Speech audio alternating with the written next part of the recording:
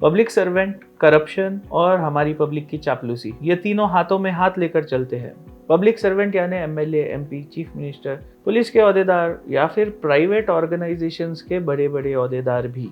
हम टूटे फूटे खराब रोड्स, पब्लिक ट्रांसपोर्ट और बहुत ही ख़राब हेल्थ और एजुकेशन फैसिलिटीज़ को देखकर एक वक्त के लिए बहुत ही गुस्सा होते हैं। उस वक्त जब हमारे ऊपर बीतती है, उस गुस्से को कुछ ही दिन बाद भूल जाते हैं जब हमारी वजह उससे जुड़ी हुई नहीं होती। उन गवर्नमेंट ऑफिशियल्स को कभी गाली भी फेंकते हैं, पर उन्हीं गवर्नमेंट ऑफिशियल्स के सामने जब जाते हैं, जब हमारा काम नहीं होता तो उनके सामने बिछ जाते हैं। हाय, मैं हूं डॉक्टर अनस अंसारी। एक और मेरी ज़िंदगी के किस्से के साथ मैं इस बात पर रोशनी डालना चाहूँगा ताकि हमारा देश नेपाल जैसा, श्रीलंका जैसा, अफ्रीका जैसा मुसीबत में ना आए। मेरा ये मैसेज नौजवानों के लिए है और उन इंसानों के लिए है जो चाहते हैं अपने देश को आगे बढ़ाएं और ऊपर लाएं। कम्युनल टेंशन से बाहर आकर हमारे देश की उन्नति के लिए हम सोचते हैं और इसी बात पे चर्चा करेंगे। हमारा देश तो आज़ाद हो गया, लेकिन हमें हमारे गवर्नमेंट ऑफिशियल्स ने वही सोच में कैद कर रखा हुआ है। हमारे दिल और जहन वहीं पर कैद है जहाँ पर आज़ादी से पहले थे। मेरी गवर्नमेंट जॉब थी, नोटिफिकेशन आया था, इंटरव्यू देकर मैं सेलेक्ट हुआ था और मौलाना आज़ाद उर्दू यूनिवर्सिटी, जो कि हिंदुस्तान की सबसे बड़ी उर्दू यूनिवर्सिटी है, वहाँ पर मुझे हेल्थ सेंटर में डेंटल डिपार्टमेंट में जॉब मिली थी। पहले साल मेरी कॉन्ट्रैक्ट बेसिस पर जॉब थी, जो कि काम करने पर परमानेंट हो जाती। मैंने वहाँ पर ज्वाइन किया और मुझसे वादा किया गया कि आपको डेंटल का ट्रीटमेंट के लिए जो सामान की ज़रूरत पड़ती है वो प्रोवाइड किया जाएगा, जिसके लिए कुछ दिन लगेंगे। कुछ दिन गुजरे, कुछ हफ्ते गुजरे और एक महीना गुजर गया। पेशेंट्स की काफ़ी सारी भीड़ थी क्योंकि वो एक गवर्नमेंट का इदारा था और सारे पेशेंट्स वहाँ पर बहुत सारे आते थे क्योंकि उनको फ्री ट्रीटमेंट प्रोवाइड किया जाता था। 3,500 के करीब स्टूडेंट, स्टाफ, हो सकता है उससे ज़्यादा भी थे उधर। वो हर रोज़ भीड़ लगाकर आते थे एंड पूछते थे कि सामान कब आने वाला है। क्योंकि मेरी तो नौकरी लगी थी, वहाँ पर एक प्रोटोकॉल होता है कि इनको लेटर लिखो, उनको लेटर लिखो। मैंने काफ़ी सारे लेटर्स लिखे, रिक्वेस्ट की, लेकिन सामान नहीं आया। मुझे ख़राब लगा तो मैंने अपनी खुद की एक डेंटल चेयर लेकर जाकर उधर सेट कर दी एंड मैं इंतज़ार किया कि जब सामान आएगा। वीसी साहब, रजिस्ट्रार साहब, चेयरपर्सन और सीएमओ साहब से काफ़ी सारे रिक्वेस्ट करने के बाद भी 11 महीने गुजर गए, लेकिन सामान नहीं आया। ये हालत है हमारे गवर्नमेंट के इदारों की और गवर्नमेंट के ओहदों पर जो हायर ऑफिशियल्स बैठे हुए हैं उनकी। उनको कोई फिक्र ही नहीं है पब्लिक की कि वो कितनी तकलीफ में है या फिर हर इशू को सीरियस लेना चाहिए। दर्द तकलीफ से जब पेशेंट्स आते थे तो मेरे ज़मीर ने मुझे कहा कि मुझे इनका इलाज करना चाहिए क्योंकि मेरी सैलरी वक्त पर मिलती थी। हिंदुस्तान में कई लोग ऐसे हैं जो 20, 25, 7, 8, 5,000 रुपए की तनख्वाह में भी अपना गुजारा कर रहे हैं, ऊपर से उनके घर भी किराए के होते हैं। उन्हीं लोगों के कई सारे बच्चे इन गवर्नमेंट इंस्टीट्यूट्स में पढ़ने के लिए आते हैं और उनको तकलीफ ना हो इसलिए गवर्नमेंट की तरफ से ये फैसिलिटीज़ भी रखी गई है। ये फैसिलिटीज़ विथ परमिशन आती है। इन फैसिलिटीज़ के लिए इन यूनिवर्सिटीज़ को गवर्नमेंट की तरफ से अमाउंट भी सैंक्शन होते हैं, पर पता नहीं क्यों ये फैसिलिटीज़ बीच में ही रुक जाती है और दम तोड़ देती है और ज़रूरतमंद तक ये पहुँच ही नहीं पाती। ये सिर्फ इस यूनिवर्सिटी का किस्सा नहीं है, तमाम शहरों में यह प्रॉब्लम से लोग जूझ रहे हैं। हो सकता है कहीं कोई ईमानदार ऑफिशियल हो और वो ईमानदारी से काम कर रहा हो, लेकिन सोशल मीडिया पर ना आने से और उसकी मार्केटिंग ना होने से शायद हमें पता ना हो। मैं सिर्फ मेरा एक्सपीरियंस शेयर कर रहा हूँ। मैंने एक सोशल मीडिया पर होती हुई गड़बड़ के लिए एक वीडियो भी पोस्ट किया था,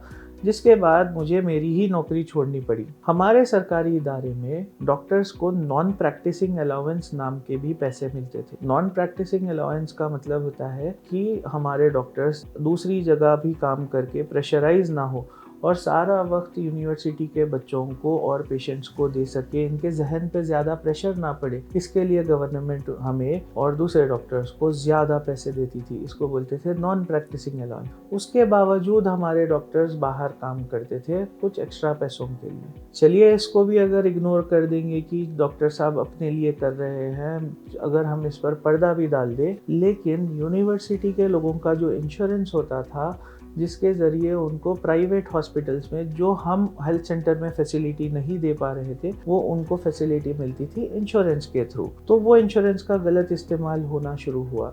जिन पेशेंट्स को बीमारी नहीं थी या फिर छोटी सी बीमारी थी, उनको सर्जरीज के तरफ पुश किया गया। ना सिर्फ एक हॉस्पिटल में बल्कि कई कॉरपोरेट हॉस्पिटल्स इसमें जुड़ गए। कई सारे इदारे ऐसे हैं जो कि काफ़ी ज़्यादा फेमस है, बट उनके पेशेंट्स को और उनके इंश्योरेंस को गलत इस्तेमाल किया जाता है।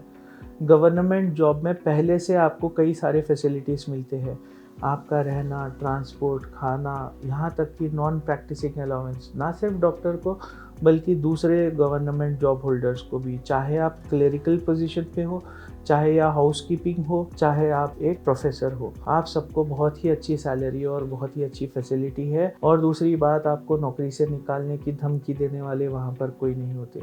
आपकी इतनी फैसिलिटीज़ होने के बावजूद आपको हॉस्पिटल्स में इंश्योरेंस भी मिलता है, आपके बच्चों की पढ़ाई के लिए आपको सब्सिडीज़ होते हैं। हमारे डॉक्टर्स इन पेशेंट्स को हॉस्पिटल्स को रेफ़र करते थे और उन हॉस्पिटल से इनका पहले से टाई अप होता था एक बैकडोर एंट्री से कि रेफरल यानी कमीशन। तो ये हॉस्पिटल से पहले बात करते थे कि हम आपको पेशेंट भेजेंगे और इनसे आपको गवर्नमेंट की जो फ़ीस आएगी आप उनसे कुछ एक्स्ट्रा पैसे बात करें और हमें रेफरल दे दें।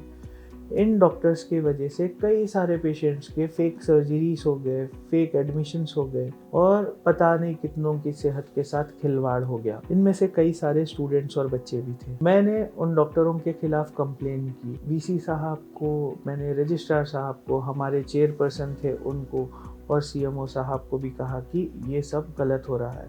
लेकिन सीएमओ साहब खुद रिश्वतखोर थे, उन्होंने मेरी बात को सीरियस नहीं लिया और ऊपर तक उन्होंने सबको मैनेज कर लिया। फिर मैंने सोचा कि वीसी साहब तो खुद मिले हुए हैं, अब क्या किया जाए। हमारे यूनिवर्सिटी में 8 लाख रुपए खर्च करके प्रोग्राम्स करवाए। वीसी साहब ने यूनिवर्सिटी को खूबसूरत बनाने के लिए 54 लाख खर्च करके पॉन्ड बनाया। वीसी साहब ने इतना सारे लाख खर्च करके यूनिवर्सिटी में नए नए डेकोरेशंस लगाए, लाखों रुपया खर्च किया, लेकिन उन्होंने कभी तवज्जो नहीं दिया कि ये यूनिवर्सिटी है एजुकेशन के लिए। ये यूनिवर्सिटी में बच्चों को हेल्दी रखने के लिए एक हेल्थ सेंटर भी है, वहाँ पर इतना करप्शन चल रहा है। मैंने इन डॉक्टर्स के ख़िलाफ़ कंप्लेन की और उनसे रिक्वेस्ट की कि इनका बैंक अकाउंट चेक किया जाए, क्योंकि it was a very serious issue. लेकिन उनका बैंक अकाउंट चेक नहीं हुआ। ना सिर्फ गवर्नमेंट डॉक्टर्स का बल्कि प्राइवेट डॉक्टर्स का भी बैंक अकाउंट चेक होना चाहिए। चाहे आप कॉर्पोरेट ऑफिशियल हो, चाहे आप प्राइवेट डॉक्टर हो, या फिर आप कॉर्पोरेट हॉस्पिटल में काम करते हो। डायग्नोस्टिक सेंटर से और फार्मा कंपनी से जो रेफरल आता है, इसमें पेशेंट्स का काफ़ी सारा नुकसान है। हो सकता है हम भी कहीं पेशेंट बन के जाएं, हो सकता है हमारी माँ, बहन, बीवी, बच्चों को लेकर जाना पड़े। इन रेफरल और इन अमाउंट के चक्कर में आपकी फेक सर्जरी, आपके फेक टेस्ट या फिर आपको ज़्यादा दवाई पुश करके आपको ज़्यादा बीमार कर दिया जाए। हो सकता है ये चंगुल में आप भी कभी फंस जाए। ये दूसरों का मामला नहीं है, ये हमारे ऊपर भी हो सकता है। खैर, मेरे लाख कंप्लेन करने के बाद भी उन पर कोई एक्शन नहीं हुआ एंड यूनिवर्सिटी के हालात ख़राब होते हुए देखकर मुझे यूनिवर्सिटी से निकलना पड़ा। फिर मैंने अपनी प्राइवेट प्रैक्टिस शुरू की और मैं लोगों को जागरूक करने लगा। आज मैं आपके सामने आया हूँ आपको फिर से जागरूक करने के लिए, ना सिर्फ हॉस्पिटल के बारे में बट अपनी ज़ाती ज़िंदगी के बारे में भी। अब उसी तरह जिस तरह डॉक्टर्स करप्टेड थे, हम हमारे आसपास वाले एमएलएस को देखेंगे, एमपीस को देखेंगे। आप जाइए उनके पास, कोई रियल एस्टेट की डील लेकर आपका सुस्वागत करेंगे, लेकिन अगर आप जाएंगे परेशानी लेके, आपको तारीख पे तारीख मिलती जाएगी। वही एमएलए और एमपी हमारे पास फिर दावतों में आते हैं, इनॉग्रेशन में नजर आते हैं और उनको एक सेलिब्रिटी वाला स्टेटस मिल चुका है। इन एमएलएस और एमपीस के पास इतना कंट्रोल है कि वो पब्लिक को अंधाधुंध कंट्रोल करते हैं। उनकी एक हायरार्की है और उनकी खुद की एक पर्सनल टीम होती है। हमारे रोडों पे खड्डे हैं, हमारे एजुकेशन सिस्टम में होल्स है, हमारा हेल्थ सिस्टम बिल्कुल बिगड़ा हुआ है। हो सके तो एक बार गवर्नमेंट हॉस्पिटल का चक्कर लगाइए, उस्मानिया हो या फिर कैंसर हॉस्पिटल हो। लोगों को जानवरों से भी ख़राब ट्रीट किया जाता है। अगर हमारे घर के पास कोई स्ट्रे डॉग भी आ जाए तो उसको बेटर ट्रीटमेंट मिलता है, लेकिन जानवरों से भी ख़राब हालत है लोगों की। हमारी आवाज़ कहाँ है?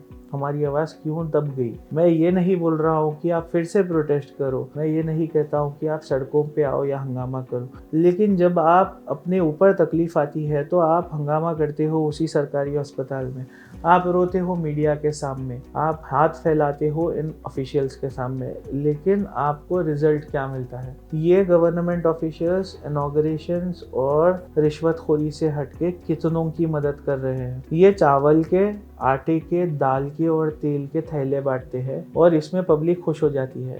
ये कभी आपको कमाना नहीं सिखाएंगे। हमारे पास इतनी आबादी है और हमारे पास इतनी नौकरियों की ज़रूरत है, लेकिन आज भी सैलरीज का स्टैंडर्डाइजेशन नहीं हुआ। आज भी चाइल्ड लेबर पर रेगुलेशंस नहीं है। आप हर गली मोहल्ले में जाएंगे, आपको एक चाइल्ड लेबर मिलेगा।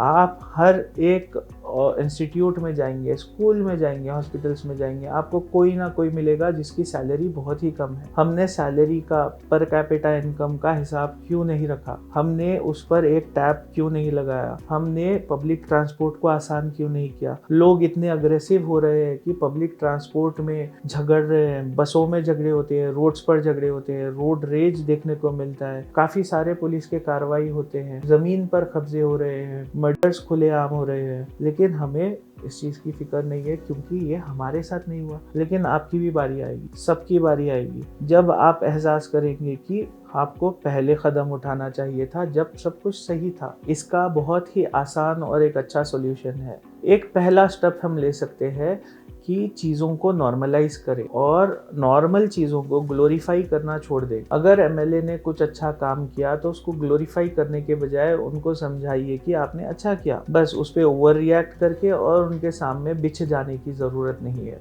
मैं लोगों को देखता हूँ कि एमएलए आते ही उसके पीछे 20, 25, 40 लड़कों की भीड़ होती है, नौजवान लड़के जो अपना वक्त, पढ़ाई, कारोबार छोड़ के उनके पीछे चक्कर लगाते हैं। कई सारे बच्चे छोटे छोटे पेटी केसों में होते हैं और ये एमएलए उनको छुड़ा लेते हैं और ये बच्चे उनके फ़ैन हो जाते हैं कि हमारे बॉस है, ये हमको बचा लेंगे। नहीं, आपके बॉस आपको बचाएंगे नहीं, लेकिन 10 ईयर्स डाउन द रोड आपकी ज़िंदगी भी रोड हो जाएगी। आप इनसे बचें और नॉर्मल चीज़ों को ग्लोरीफाई करना बिल्कुल ही छोड़ दें।